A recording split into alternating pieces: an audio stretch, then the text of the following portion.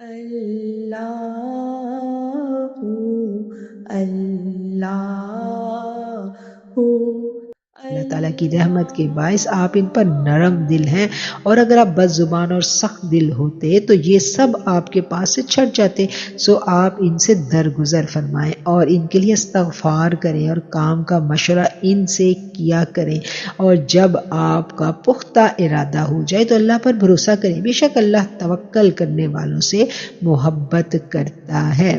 یہاں مسلمانوں کی اجتماعی زندگی جو ہے اس کے اصول بتائے جا رہے ہیں، اور نبی کریم صلی اللہ علیہ وآلہ وسلم کی جو شان کریمی ہے، جو اللہ تعالیٰ نے ان کو اپنے بہت سارے اوصاف سے نوازا ہے نا. اللہ کہتا ہے کہ یہ میرا نبی ہے جو رؤوف الرحیم بھی ہے. یہ اللہ کا نام ہے نا، رحیم. رحیمیت تو اللہ کی صفت ہے، رؤوف اور رحیم تو اللہ کی ذات ہے نا، اللہ کے نام ہے. تو اللہ نے یہ اپنی صفات اپنے نبی کو بھی عطا کی ہیں، اور یہاں اللہ تعالیٰ یہی فرما رہے ہیں کہ آپ اللہ تعالیٰ کی رحمت کے باعث آپ ان پر نرم دل ہیں. یہ اللہ تعالیٰ کی میں کہتی ہوں ہمارے لیے اللہ کی کرم نوازی ہے کہ اللہ نے ہمیں اتنا پیارا رسول دیا جس کو اللہ نے کہا کہ میں نے اس کو تمام جہان والوں کے لیے رحمت للعالمین بنا کے بھیجا. یعنی یہ تمام جہان والوں کے لیے، تمام جہانوں کے لیے رحمت ہے.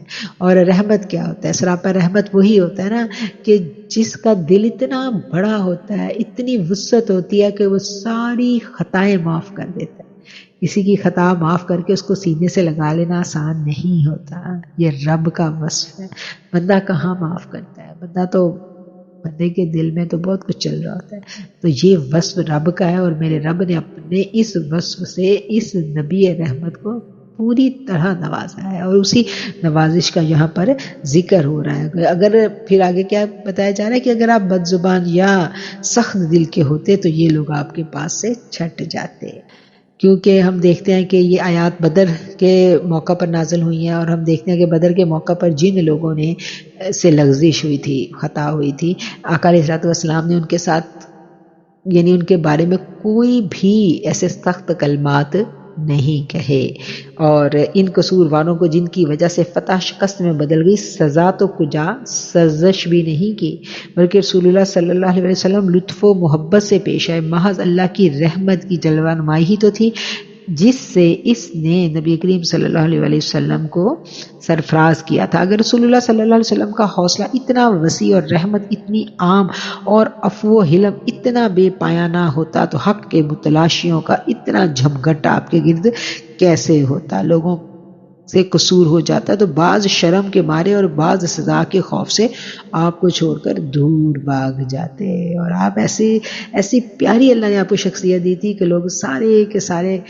اپنے گناہ کر کے بھی آپ کے پاس آ جاتے تھے. اور پھر اللہ نے بھی یہی کہا ہے نا، اللہ تعالیٰ نے کہا کہ فاعف عنہم واستغفر لہم.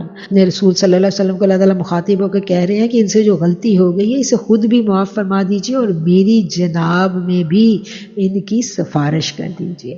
کتنی خوبصورت اور کتنی اہم یہ بات ہے کہ مومنوں سے جو غلطی ہو گئی ہے آپ نے بھی ان کو معاف کرنا ہے، اور مجھے بھی میری جناب میں بھی آپ نے اپنے ان ساتھیوں کی جانب سے شفاعت کرنی ہے، اور میں بھی ان سے راضی ہوں. سبحان اللہ، کیا شان ہے صحابہ کرام کی، اور کتنا بلند مقام ہے ان کے نبی مکرم صلی اللہ علیہ وآلہ وسلم کا.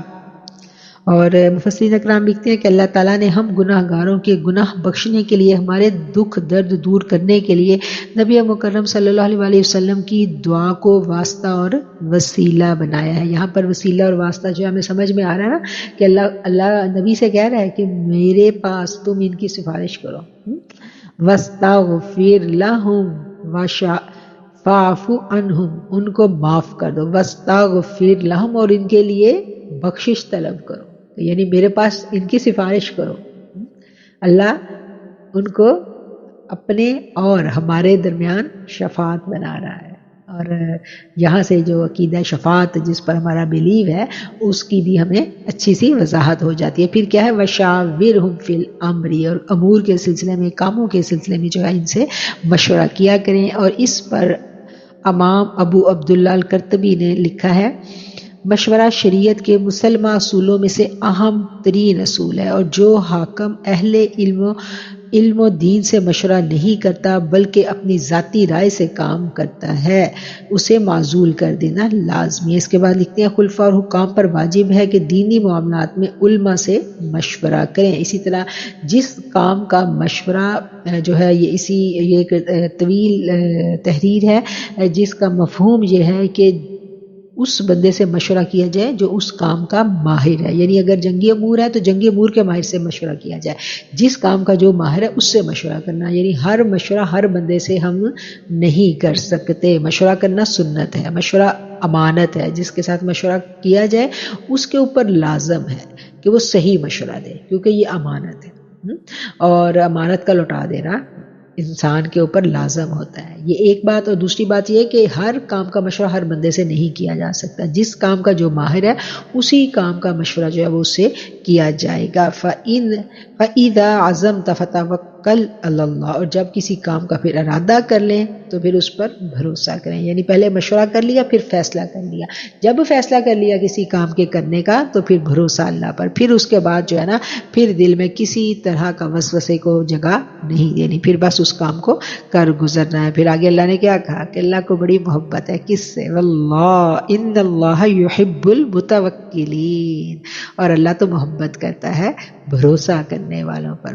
اور کیا طریقہ کار بتایا گیا کہ پہلے مشورہ کرنا ہے، مشورہ کرنے کے بعد فیصلہ کر لینا ہے، جب فیصلہ کر لیا تو پھر پختہ ارادہ، پھر بھروسہ اللہ پر۔ کیونکہ ہم دیکھیں ہم سے کیا ہوتا ہے کہ ہم فیصلہ کر لیتے ہیں پھر ہم ڈاواں ڈول رہتے ہیں، وہ کیا ڈاواں ڈول ہونا، وہ وسوسہ ہے، وہ شیطان کی جانب سے، اس پر نہیں جانا۔ ارادہ کر لیا پھر بس بھروسہ، پھر جو بھی ہے اللہ مالک ہے۔